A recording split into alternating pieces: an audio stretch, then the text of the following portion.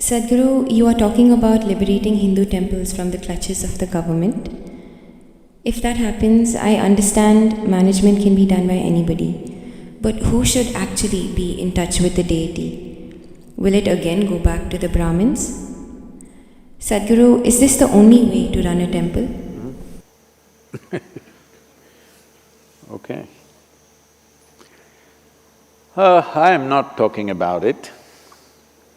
I'm just trying to translate what is written in the constitution as to how any spiritual, or if you want to call it religious spaces, should be managed or run.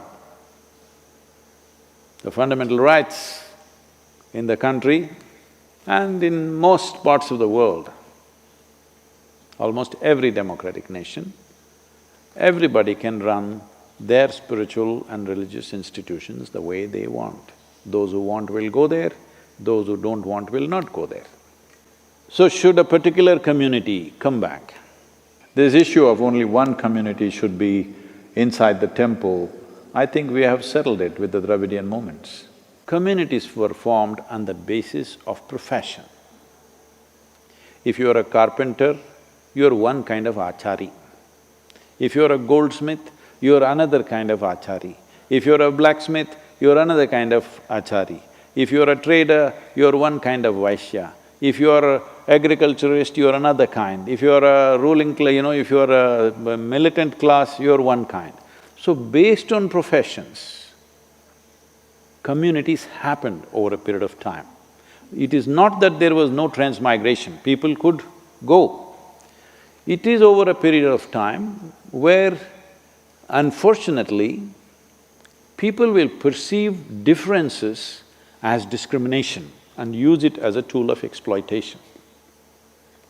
So if the Hindu temples, if you are saying, I'm saying they must be liberated.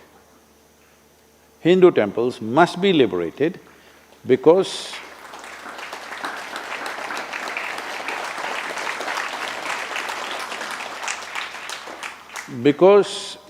one important aspect of this is, it never belonged to a particular religion, it belonged to a particular trait.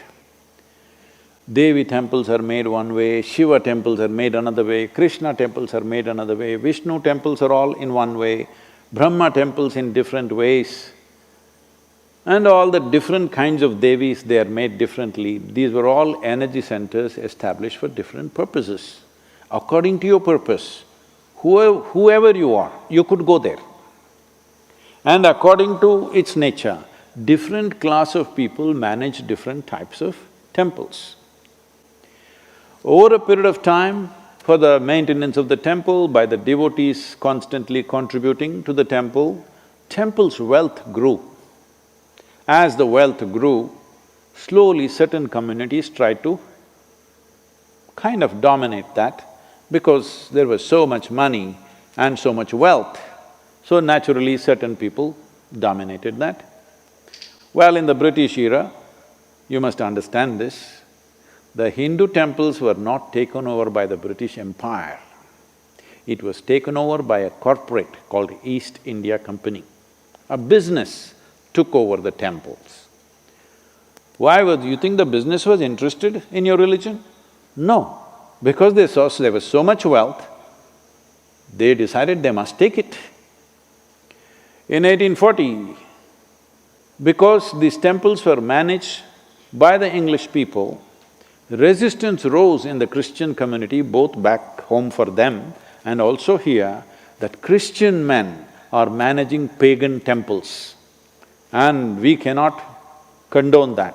So they decided to hand it back. By then they had shaved off all the jewelry, this, that. They couldn't take the land to England, so they took only what could be moved.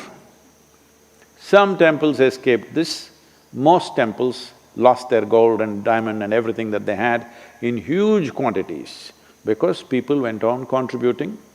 Only when some emergency like a famine or something came, it was for the temple to decide how much it should spend on those situations. Anyway, that's a history thing.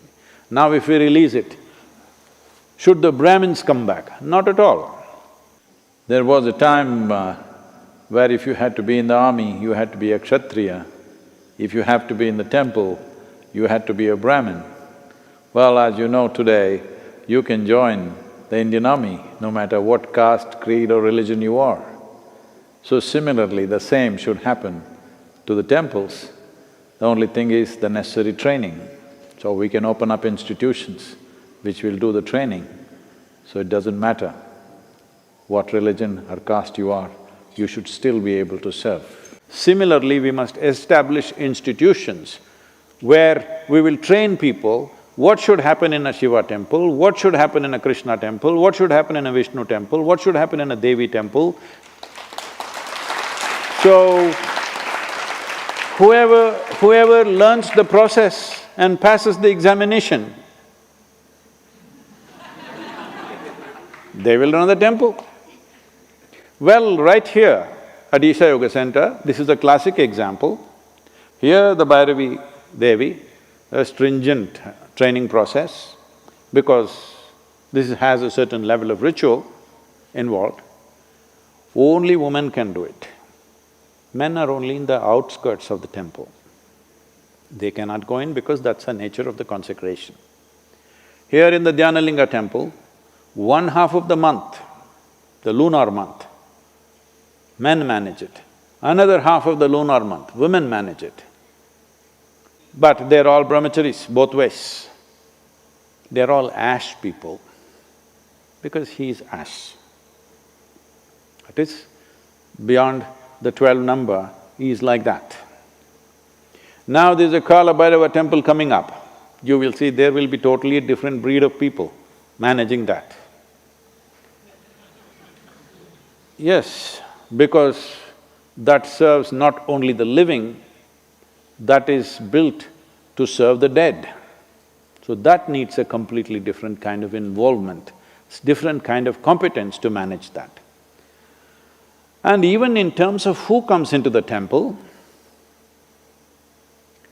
see here, people of all kinds of religions, caste, creed, everybody's coming, nobody checks who is who, because we are not interested who your father was, we are only interested where you want to go.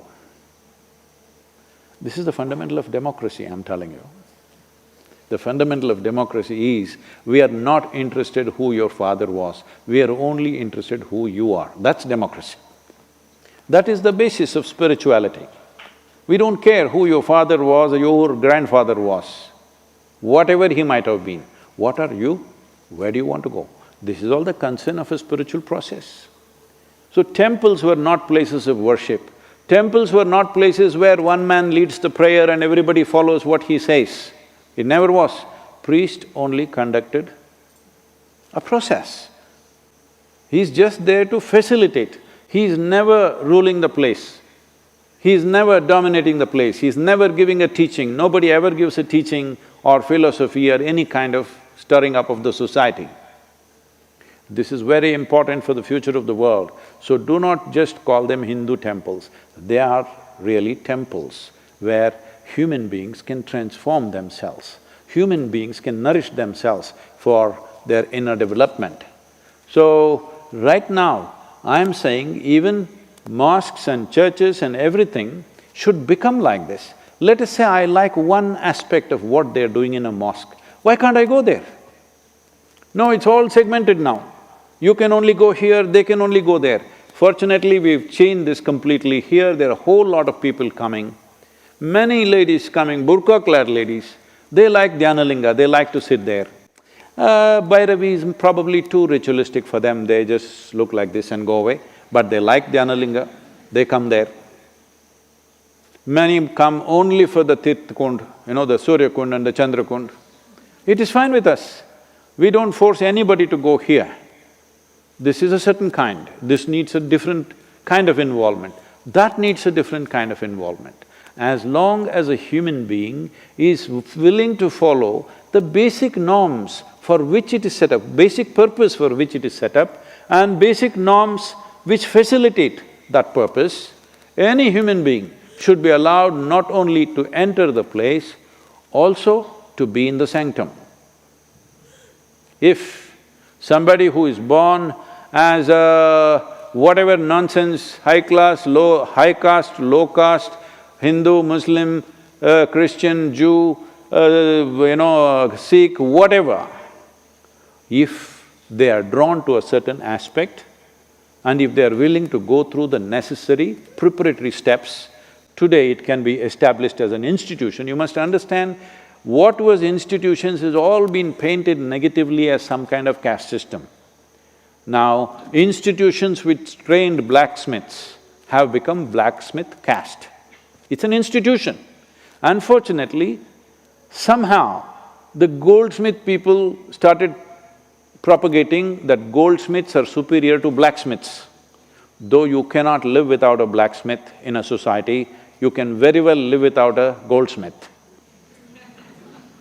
Yes. So this superiority, inferiority business is something that's happened later on. The temple never had that. See, temple means it is trying to make a certain dimension of life which is crossing the boundaries of one's physical nature, available to people, available for people to experience that dimension. If you cross the boundaries of physicality, you have crossed all boundaries and divisions that you have created in the world in the name of caste, creed, gender, nonsense, all kinds of nonsense. All these things have happened in many temples, they don't allow foreigners. See, there was a time where in India there were boards, Indians and dogs are not allowed into this place. So in reaction, you put it up in your temple, foreigners not allowed. This was your little reaction. And also it was true, people came in just to desecrate the temple. They come in… there are any number of incidents where they come inside and they want to spit in the temple, any number of incidents where intentionally they want to urinate in the temple. Those were the times of occupation. That is gone.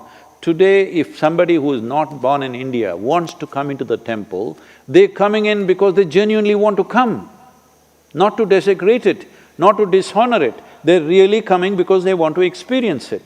So, nationality, gender, caste, creed, nothing matters because this is a dimension, temple is a dimension where you transact with that which is beyond your physical nature.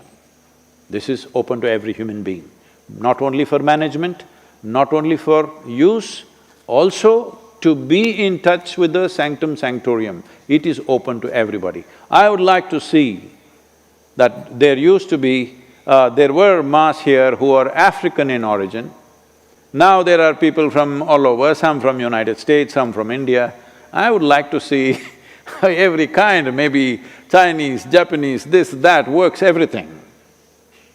It's important.